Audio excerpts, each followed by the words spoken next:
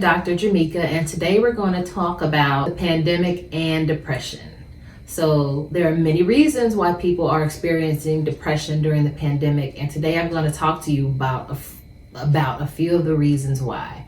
The first thing I see in my practice is that people are experiencing more depression if they live alone.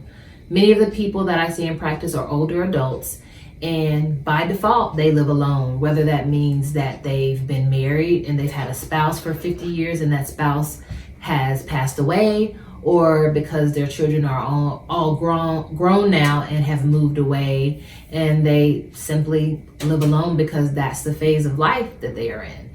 But when you live alone, you don't have daily interactions with people unless you see doctors a lot, or you have a chore worker, or you have some other type of organization in the community that is involved in your care. Otherwise, you typically don't see anyone other than maybe your neighbors outside of the window if you wave. So when I see individuals that are older during the pandemic, many of them say that they have experienced more loneliness and as a result, more depression.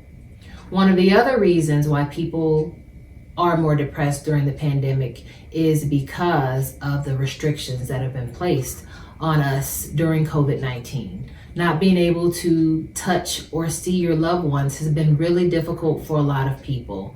I've heard many stories over the past year of having to attend events via Zoom. So cocktail parties and happy hours via Zoom, meetings via Zoom, birthday parties via Zoom. And while it gives us an opportunity to still see people on our screens, it's nothing like being able to actually stand next to someone, touch them, hold their hand, or give them a hug.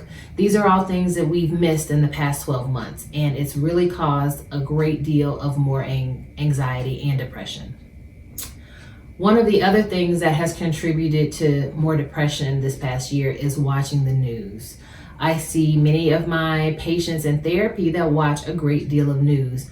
I tell everyone all of the time, and I've said this even prior to COVID, that I do not suggest that anyone watches the news. Now, I understand that just for curiosity's sake, you want to know what the weather is, you want to know what's going on in the world, and that is fine, but I suggest limiting your news watching to 1 hour a day. Many of the older adult patients that I see watch news all day long. On average, they watch about 6 to 8 hours of news per day. In other words, that's basically all they watch sometimes. And what I found is that individuals who watch more news tend to be more depressed and more anxious. So again, I suggest that we watch less news in order to feel better in our lives and to feel less depressed. One of the other elements that I have seen that contributes to depression this year is that individuals have lost loved ones. I've heard stories, especially in my own family, about individuals who've been sick and in the hospital for months and have passed away. And loved ones have only been able to communicate with these individuals over the phone or over FaceTime or over Zoom.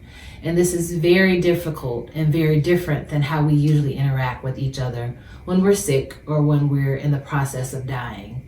It's caused all of us to feel a great deal of lack of connection, and it's been difficult as we lose people in our families. So not being able to see individuals in the hospital and having to see them as they're in intensive care or as they are passing away through FaceTime is not really a normal experience for anyone, but it's made us all feel a bit more depressed. Losing people is an issue that causes more depression, but losing people and not being able to see them, touch them, and feel them as they're passing away is a huge issue.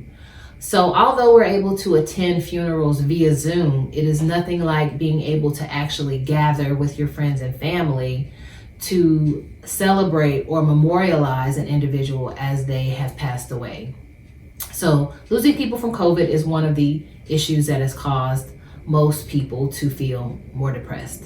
I've already talked about some of the issues that have contributed to pandemic depression, but one other thing that I've seen that has contributed to it is the overall levels of fear that people have as a result of COVID-19. Fear about socially distanced. So am I able to still see my friends and coworkers while being at least 6 feet apart? Fear about if my loved ones are healthy and safe through COVID-19.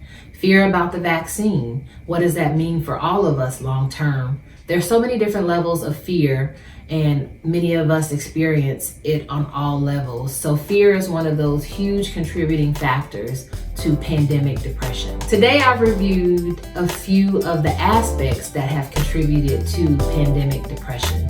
If you're interested in more tips about depression, please subscribe.